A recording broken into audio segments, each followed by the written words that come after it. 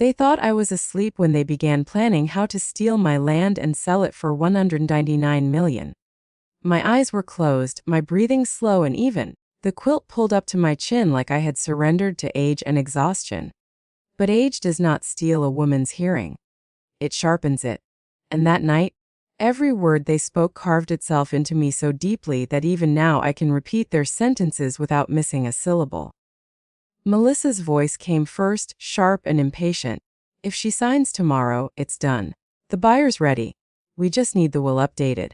Daniel answered her, my son, the boy I once held against my chest while thunderstorms rattled these same windows. She won't read it. She never reads anything. Just show her where to sign. A third voice, smooth and careful, drifted between them. I'll make sure it looks legitimate. Once the property transfers, the funds move into your account. After that, she won't be in any position to challenge it. Melissa laughed softly. By then she'll be in a nursing home somewhere in Dallas. Cheapest room they've got. They laughed together. I did not move. The clock ticked on the wall. The old oak outside scraped one branch against the siding in the wind. My heart did not race, it slowed. When betrayal finally arrives after years of warning signs, it doesn't explode, it settles. They thought I was asleep. What they didn't know was that years before this night, I had already moved the board pieces into place. My name is Ella Laner May Whitfield. I lived on this Texas land for over 80 years. I buried my husband here. I planted trees here. I bled into this soil. And I did not spend 8 decades surviving droughts, cattle disease, oil speculators, and bank threats just to be outplayed in my own living room. When the oil company first came offering millions for drilling rights, Daniel had nearly vibrated with excitement. This is our chance, Mom, he said. You're sitting on a fortune. I saw something different. I saw poisoned wells. I saw cracked earth. I saw strangers tearing open what my husband and I had protected. I said no. That was the first time I saw resentment settle permanently behind my son's eyes. After that came the restaurant scheme, the investment idea, the luxury SUV, the constant talk of what we could do when we finally sell this place. They spoke of my death as if it were an upcoming holiday. Melissa once stood in my kitchen and said, "You can't expect to live here forever."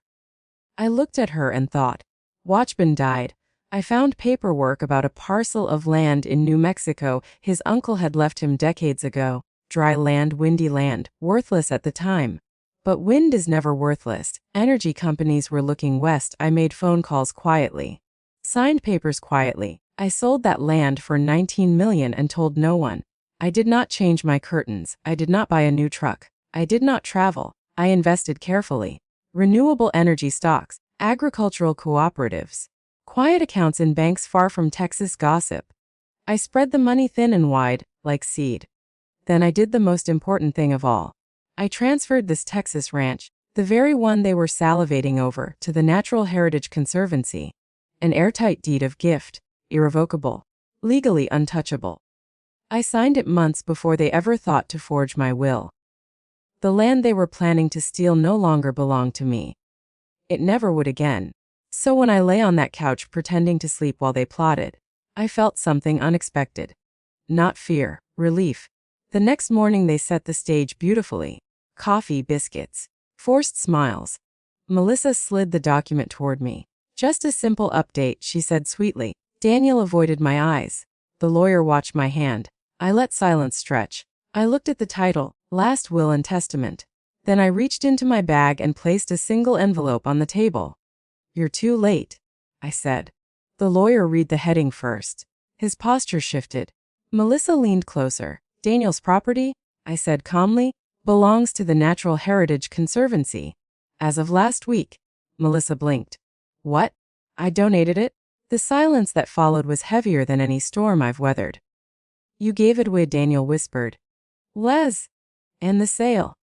There is no sale. The lawyer began quietly collecting his fraudulent paperwork. His smooth confidence evaporated. You can't just, Melissa started. I can, I replied. And I did. Daniel's face flushed red. You ruined everything? No, I said softly. You did? They had spent weeks celebrating money that no longer existed. The story spread fast. Someone leaked security footage of Melissa mocking me.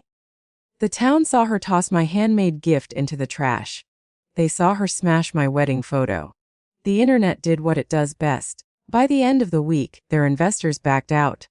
Their friends stopped answering calls. Church doors closed politely but firmly. Then the tax investigation began. Creative bookkeeping tends to unravel under scrutiny. Their house was seized, vehicles repossessed, accounts frozen. Months later, I saw them sitting in the rain outside a coffee shop with a cardboard sign that read, "Anything helps." I stepped out of my truck and walked toward them. Melissa looked up, mascara streaked down her face. I handed her a $10 bill. "Enough for dinner," I said. "Don't waste any more Texas oxygen." I did not say it cruelly, just honestly. As I drove away, I felt no triumph, only closure. They had mistaken my quiet for weakness. They had mistaken patience for ignorance. They had mistaken age for incompetence. They forgot something simple. Time sharpens a woman. It does not dull her. Life settled after that. The land remained protected. The oak tree still shades the yard. The creek still runs clear. And then one afternoon at the feed store, a man with weathered hands asked me which chicken feed was best for stubborn hens. His name was Henry Callahan. He listened when I spoke. He never once looked at me like an obstacle. We walked fence lines together, sat beneath the oak tree, drank iced tea as the sun lowered over fields I no longer owned but still loved. One evening he said, "You make the quiet feel full." I realized something then. Revenge had never been the true victory. Freedom was. Peace was. Love found late, without desperation or manipulation was. They thought I was asleep. They thought I was an old woman clinging to the past. But I was planning, watching, waiting. And when the time came, I did not shout. I simply moved the pieces already set in motion. Silence is not surrender, it is strategy. And sometimes the greatest power is letting people believe they've already won, while the ground beneath them quietly shifts. I sit now on the porch as evening settles across Texas. The wind moves through the grass. The oak tree stands tall. Henry's laughter drifts from the barn where he's arguing gently with a stubborn latch. The land is safe. My heart is steady. And I am wide awake. Henry says the wind sounds different out here than it does anywhere else. He says it moves like it knows the land personally, like it remembers every fence post and every buried root. I told him one's watched me longer than most people have. It saw me as a girl running barefoot across this pasture. It saw me as a bride, as a mother, as a widow. It saw me the night my son decided I was no longer a mother but an obstacle. Time does something peculiar when you survive betrayal. It stretches and folds at the same time. Some days feel endless, heavy with memory. Others slip by so gently you barely notice them leaving. After Daniel and Melissa disappeared from town, people expected me to celebrate. They thought I would host some grand dinner or stand taller in the pew at church. But victory, the kind I had, is quiet. It does not need witnesses. There were moments, though, when I allowed myself to sit with what had happened. One afternoon I opened the drawer where I kept my husband's letters. The ink had faded slightly over the years, but his handwriting was still strong, steady, confident. In one letter he wrote, "You have more backbone than any man I know. Don't you ever let anyone make you doubt that." I pressed that letter against my chest and closed my eyes. He would have seen this coming before I did. He always understood people quicker than I allowed myself to. I believed love meant giving chance after chance. He believed love meant setting boundaries early. Maybe I finally learned. Henry never asked for the full story all at once. He let it come in pieces. One evening, as we shelled pecans at the kitchen table, I told him about the forged will. Another night, while we watched a storm roll in from the west, I told him about selling my wedding ring years ago to save Daniel's house. Henry listened without interrupting. When I finished, he simply said, "You loved hard." I did. I answered. And that's not a flaw. No one had ever said that to me before. For a long time I'd wondered if my refusal to sell the land for oil had been stubborn pride. If refusing to mortgage the ranch for Daniel's restaurant dream had been cruelty disguised as caution. If saying no over and over had built the resentment that eventually turned into betrayal. But when I walked the conservation land months later and saw wildflowers blooming where developers would have poured concrete, I felt no regret.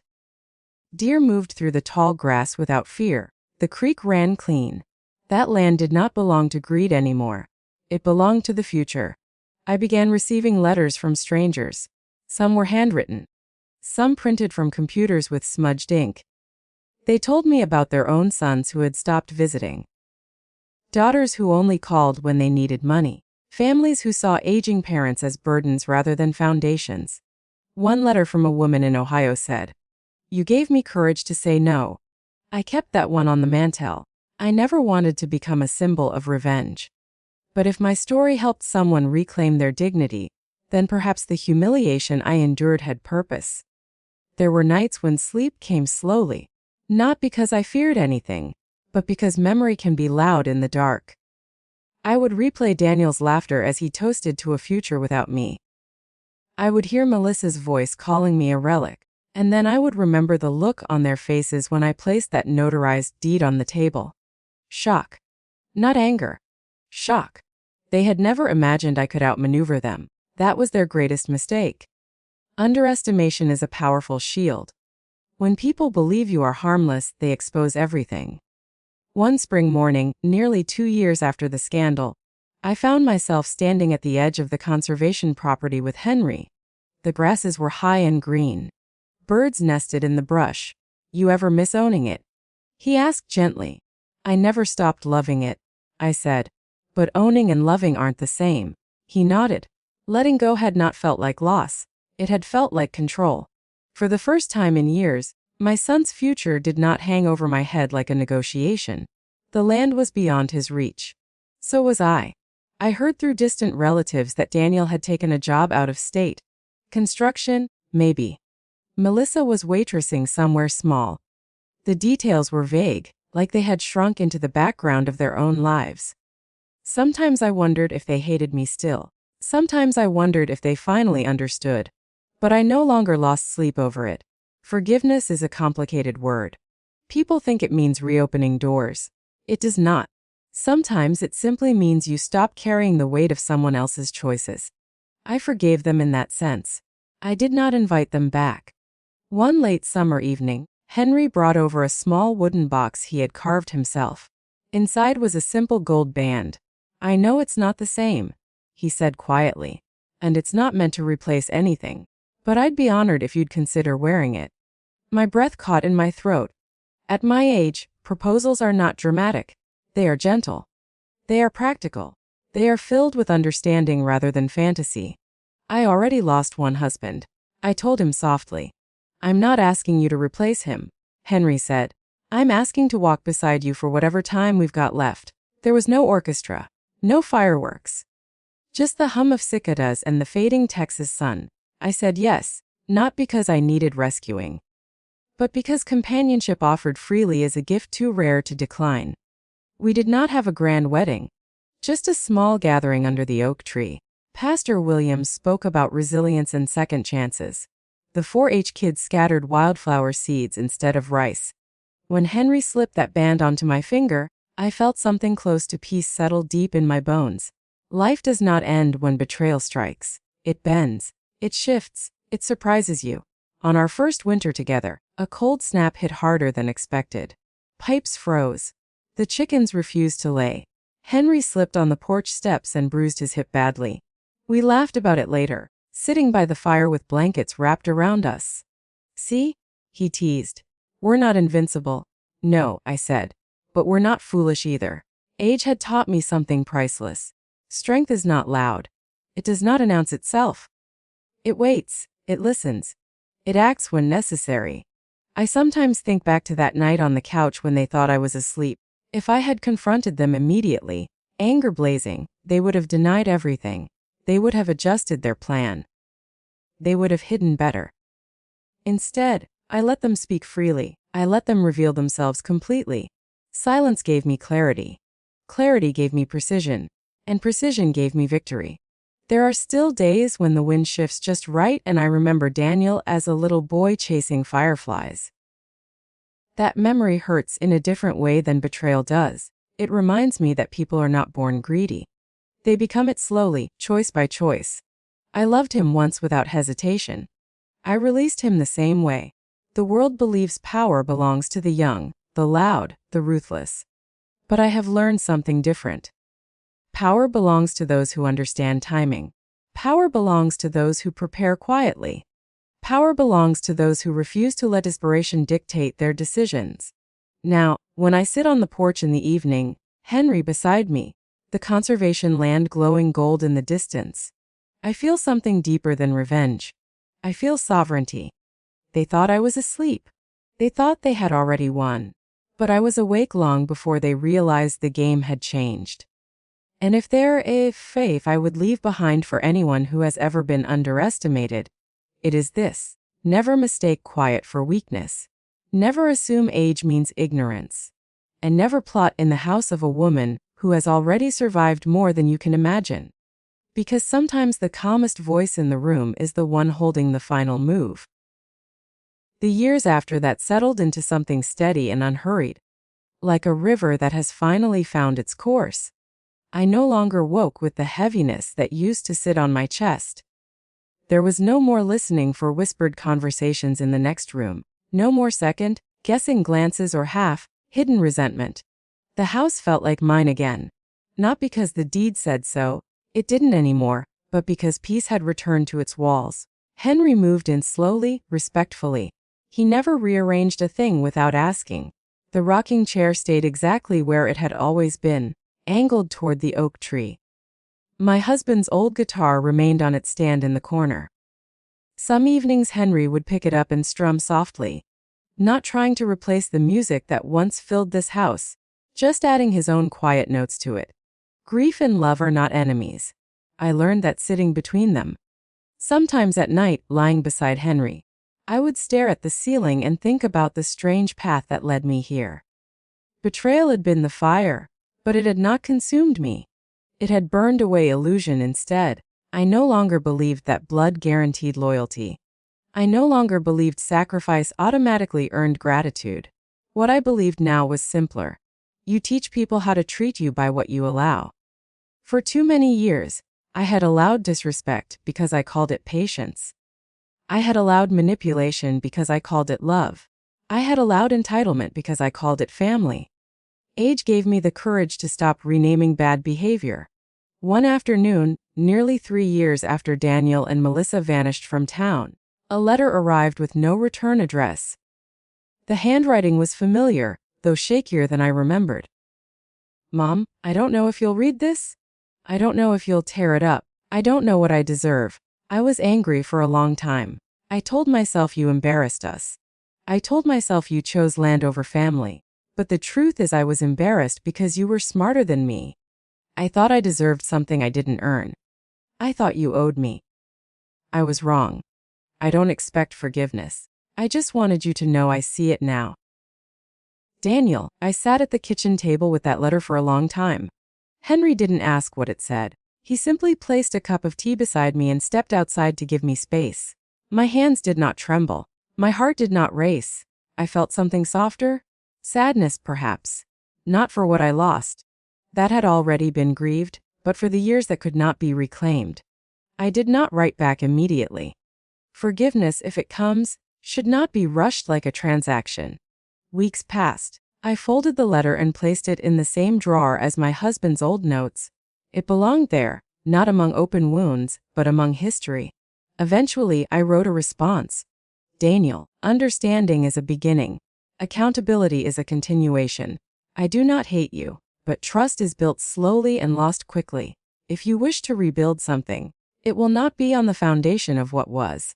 I am at peace. I hope one day you are too. Mom." I mailed it without ceremony. Henry asked me that evening, "Do you think he's changed?" "I think life changes everyone," I said. "The question is whether they let it." Months later, Daniel appeared at the edge of the property. I saw his truck from the porch before he even stepped out. He looked older, thinner. Hard years carve lines faster than time alone. I did not rush to greet him. I walked. When we stood face to face, there was no anger left in me. Only clarity. I'm not here for money, he said immediately, as if rehearsed. I know there's nothing left to take. That's good, I replied calmly. We stood in silence for a moment, wind moving between us. I was ashamed, he admitted, after everything collapsed. After people stopped answering my calls. I blamed you for a long time. But it wasn't you. No, I said softly. It wasn't. He looked toward the conservation land stretching beyond the fence. It's beautiful. It always was.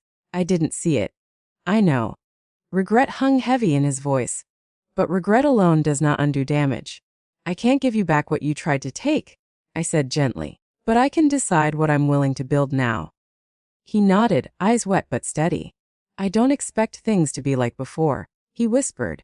They won't be, I answered honestly. And strangely, that honesty felt kinder than false hope. He began visiting occasionally. Short visits at first. Coffee on the porch. Awkward conversations about weather and work. Henry remained polite but observant, never inserting himself, never stepping away either. Trust rebuilt itself in inches, not miles. Melissa never returned. I heard through Daniel that she had left after the investigations. Found someone else. Chasing another opportunity, perhaps. I felt no anger toward her anymore. Only distance. Some people enter your life as lessons, not companions. As seasons continued turning, I found myself thinking less about betrayal and more about legacy. Not money. That had never truly been the point, but example. Young women in town started stopping me after church. They would say, "How did you know what to do?" Or, "Weren't you scared?" Of course I was scared. But fear is not a command. It is information. I had been afraid. I overheard them. Afraid of losing control. Afraid of being made small in my own home. But instead of reacting from fear, I waited. Waiting gave me power. Power used wisely gave me freedom. Henry and I began hosting small dinners for neighbors. Nothing extravagant. Just stew. Fresh bread, stories around the table. Lauder returned to this house in a different tone than before, lighter, less strained. One evening, as the sun dipped low and cicadas hummed, Henry reached for my hand and said, "You know, most people slow down at our age." I did slow down, I replied. I just got smarter while doing it. He smiled. There is something deeply satisfying about reaching this stage of life, not bitter, not broken, but sharpened. I no longer needed revenge to feel whole. I no longer needed validation to feel strong. The land stands protected. The oak tree still stretches wide. The creek still moves faithfully through the soil. Daniel still visits sometimes. We are not what we once were, but we are not strangers either. He listens more now, speaks less. Hardship has a way of sanding down arrogance. One evening before leaving, he paused at the gate and said, "You were never weak, were you?" "No," I answered quietly. I was patient. And patience, I have learned, is far more dangerous than anger. Now, when I sit in that rocking chair at dusk, watching the sky fade into deep Texas blue, I think about that night again. The laughter. The forged will. The plans whispered over my sleeping body. They thought I was asleep. But I was listening. I was remembering. I was preparing. And because I chose silence over panic, strategy over pride, I did not just survive. I reclaimed everything that mattered. Not the land, not the money, myself. And that is worth more than 199 million could ever buy. As the years moved forward, I began to understand something that no one teaches you when you're young. Strength in old age is not about proving anything to anyone. It's about no longer needing to. The scandal faded from headlines. The whispers at the hardware store turned into ordinary greetings again. New dramas replaced old ones. That is the way of small towns. But some people still looked at me with a certain recognition, like they had witnessed something rare. Not revenge. Restraint. Daniel's visits became more consistent. He started helping Henry repair fences. At first he worked in silence, as if afraid words might undo the fragile bridge we were building. But work has always been the language of this land. Hammer strikes and fence posts say what apologies sometimes cannot.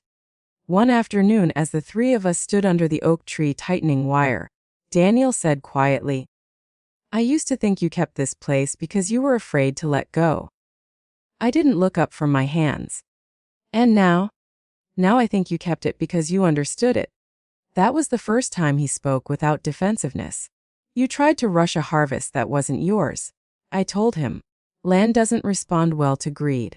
He nodded slowly. There was no dramatic reconciliation, no tearful embrace, just understanding layered carefully over past damage. Melissa never contacted me. I heard she remarried. I heard she moved again.